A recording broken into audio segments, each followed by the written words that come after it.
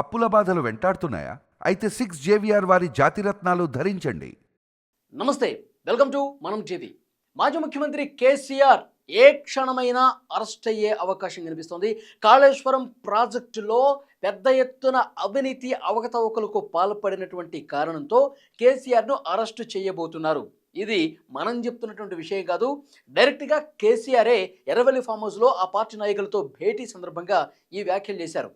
BRS నేతలారా మీరు ధైర్యంగా ఉండండి, బీఆర్ఎస్ నాయకులారా ఈ సమయంలోనే కేసీఆర్ని ఏ క్షణమైనా అరెస్ట్ చేయడానికి ప్రభుత్వం పావులు కదుపుతోంది. అరెస్ట్ అయినా సరే వెనకడుగు వేసే ప్రసక్తి లేదు.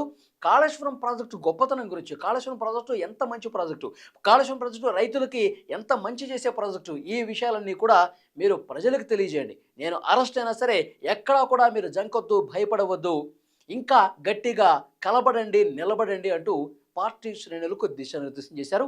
ఎర్రవల్లి ఫామ్ హౌస్లో అందుబాటులో ఉన్నటువంటి ముఖ్య నేతలతో ఆయన భేటీ సందర్భంగా ఈ వ్యాఖ్యలు చేశారు. ఏ క్షణమైనా నన్ను అరెస్ట్ చేయవచ్చు, ధైర్యంగా ఉండండి. ఎందుకు ఆ మాట అన్నారంటే, ఈరోజు క్యాబినెట్ భేటీ జరిగింది. ముఖ్యమంత్రి రేవంత్ రెడ్డి గారి అధ్యక్షతన క్యాబినెట్ భేటీ జరిగింది. ఆ క్యాబినెట్ భేటీలో కాళేశ్వరం ప్రాజెక్టుకు సంబంధించి కాళేశ్వరం ప్రాజెక్టులో అవినీతి జరిగిందన్న ఉద్దేశంతో ప్రభుత్వం కాళేశ్వరం ప్రాజెక్టు అవినీతిని నిగ్గు తేల్చాల్సినటువంటి విషయానికి సంబంధించి ఒక కమిషన్ ఏర్పాటు చేశారు. Justice PC Ghosh commission already నివేదిక సమర్పించింది ప్రభుత్వానికి. ఆ నివేదిక మీద ఇవాళ క్యాబినెట్ భేటీలో చర్చ జరిగింది. మొత్తం 650 పేజీలతో కూడినటువంటి ఈ నివేదికని వాళ్ళు దాదాపు ఒక 60 పేజీల సారాంశంగా షార్ట్కట్ చేశారు.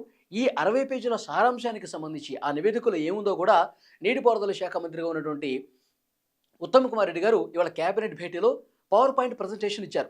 ఆ ప్రజెంటేషన్లో చాలా స్పష్టంగా ఉత్తమ్ కుమార్ రెడ్డి గారు ఆ నివేదికలో ఏముంది, ఏ విధంగా అవినీతి జరిగింది, ఏ విధంగా అవకతవకలకు పాల్పడ్డారు, ఎంత నాసిరకం ప్రాజెక్టు నిర్మించారు, ఎంత డబ్బులు కొల్లగొట్టారు, ఇవన్నీ కూడా పవర్ పాయింట్ ప్రజెంటేషన్ ఇచ్చారు క్యాబినెట్ భేటీలో ఉత్తమ్ కుమార్ రెడ్డి గారు. సో అందుకని ముఖ్యమంత్రి రేవంత్ రెడ్డి గారు ఒక కీలక నిర్ణయం తీసుకోబోతున్నారు.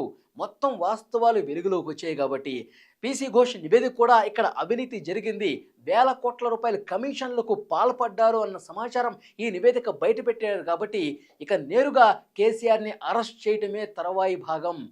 ఇది చెప్పకనే చెప్పారు రేవంత్ రెడ్డి అని చెప్పి చర్చ ఉంది. సో కేసీఆర్ ఆల్రెడీ ఒకవైపు క్యాబినెట్ భేటీ జరుగుతుంది, మరోవైపు ఎర్రవల్లి ఫామ్ హౌస్లో మాజీ ముఖ్యమంత్రి కేసీఆర్ తన పార్టీ నాయకులతో భేటీ నిర్వహించారు. సైమల్టేనియస్గా రెండు ఒకే దఫా జరిగిన పరిస్థితి ఉంది. అంటే రేవంత్ రెడ్డి ఆలోచన ఏ విధంగా ఉంటుంది, రేవంత్ రెడ్డి నెక్స్ట్ ఏం చేయబోతున్నారు, కేసీఆర్ అరెస్టు జరిగే అవకాశం ఉందని చెప్పి ప్రభుత్వంలో జరుగుతున్నటువంటి చర్చ నేరుగా కేసీఆర్ ఊహించి నా అరెస్ట్ ఇక జరగబోతుందని చెప్పి ఆ పార్టీ నాయకులకు కన్ఫర్మ్ చేసి చెప్పినట్టుగా ఇన్ఫర్మేషన్ వస్తుంది. సో ఇక్కడ మనకి క్లియర్గా ఒక సమాచారం అయితే బయటకు వస్తుంది.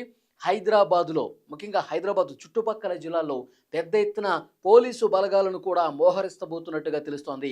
ముఖ్యంగా తెలంగాణ భవన్ దగ్గర కూడా పోలీసుల్ని మోహరించే అవకాశం ఉన్నట్టుగా కనిపిస్తోంది. ఏ క్షణమైనా సరే కేసీఆర్ దగ్గరికి ఆయన ఫామ్ హౌస్లో ఉంటారా లేదంటే ఆయన ఇంటి దగ్గర ఉంటారో తెలియదు, కానీ ఎక్కడున్నా సరే పోలీసులు బలగాలతో మరి వెళ్ళి కేసీఆర్కి నోటీసులు ఇచ్చి లేదంటే కనుక నేరుగా అరెస్ట్ చేసే అవకాశం ఉందని చెప్పి చర్చ జరుగుతోంది. సో డెఫినెట్గా తెలంగాణ రాష్ట్ర రాజకీయాల్లో ఒక కుదిపేటువంటి అంశంగా దీన్ని చూడాల్సిన అవసరం ఉంది. రేవంత్ రెడ్డి ముందు నుంచి చాలా పక్కాగా చెప్తా ఉన్నారు, కాళేశ్వరం ప్రాజెక్టు ఇది 100% నాసిరకంగా నిర్మించారు, రైతుల నోట్లో మట్టి కొట్టారు, వాళ్ళు కోట్ల రూపాయలు దోచేసుకున్నారు, తండ్రి కొడుకులు అల్లుడు అందరూ కూడా జైలుకి వెళ్లాల్సినటువంటి పరిస్థితి ఉంటుంది అని కూడా చాలా స్పష్టంగా ఆయన చెప్తా ఉన్నారు. ఈ కాళేశ్వరం ప్రాజెక్టులో పిసి ఘోష్ నివేదికలో కూడా మొత్తం 32 సార్లు కేసీఆర్ పేరు ప్రస్తావించారు ఆ నివేదికలో. తర్వాత 19 సార్లు హరీష్ రావు పేరు ప్రస్తావించింది, 5 సార్లు ఈటెల రాజేందర్. ఎందుకంటే అప్పుడు క్యాబినెట్లో వాళ్ళే ఉన్నారు, వాళ్ళ అప్రూవ్ చేస్తేనే ఈ విధంగా కాళేశ్వరం ప్రాజెక్టుకి అన్ని అనుమతులు వచ్చాయి. అప్పటి ప్రభుత్వం అనుమతి ఉంది కాబట్టి ఈ ప్రాజెక్టు నిర్మాణం జరిగింది, వీళ్ళ పాత్ర ఉంది అని చెప్పి తేల్చడానికి వీళ్ళ పేర్లు కూడా ప్రస్తావించినట్టుగా తెలుస్తోంది. పిసి ఘోష్ విచారణలో భాగంగా కేసీఆర్ని పిలిచారు, హరీష్ రావుని పిలిచారు, ఈటెల రాజేందర్ను కూడా పిలిచారు. సో డెఫినెట్గా ఇదొక కీలకమైనటువంటి పరిణామంగా కనిపిస్తుంది. తెలంగాణ రాష్ట్ర రాజకీయాల్లో కేసీఆర్ అరెస్ట్ కనుక జరిగితే ఇదొక రాష్ట్ర రాజకీయాలకు ఒక టర్నింగ్ పాయింట్ అయ్యే అవకాశం అయితే కనిపిస్తోంది డెఫినెట్గా. ఎందుకంటే ప్రభుత్వం అదేవిధంగా ఆలోచన చేస్తున్నట్టుగా తెలుస్తుంది. తప్పు జరిగిందని చెప్పి నివేదిక కూడా తేల్చింది కాబట్టి మేము అరెస్టు చేస్తున్నాం, చట్ట ప్రకారం తమ పని తాము చేయటానికి సిద్ధంగా ఉన్నామని చెప్పి ఒక సంకేతం రేవంత్ రెడ్డి ఇవ్వబోతున్నారనేది కూడా చాలా క్లియర్గా తెలుస్తోంది. సో ఎలాంటి అవాంఛనీయ ఘటనలు జరగకుండా, ఎందుకంటే మాజీ ముఖ్యమంత్రి బీఆర్ఎస్ పార్టీ అధ్యక్షులు సో కేసీఆర్ అరెస్ట్కి రంగం సిద్ధమైందన్న వార్త వస్తేనే రాష్ట్ర వ్యాప్తంగా కూడా ఒక సంచలనమైంది. అలాంటిది నేరుగా అరెస్ట్ చేయడానికి వెళ్తే మొత్తం జిల్లాల్లో కూడా బీఆర్ఎస్ శ్రేణులు ఆందోళన చేసే అవకాశం ఉంటుంది. తండోపతండాలుగా హైదరాబాద్కి తరలిచ్చే అవకాశం ఉంటుంది.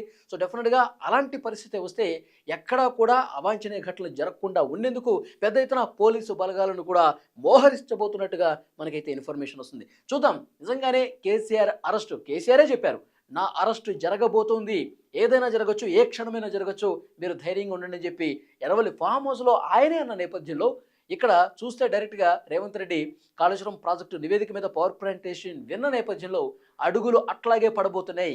కేసీఆర్ అరెస్టుకు రేవంత్ రెడ్డి సుముఖంగా ఉన్నారు.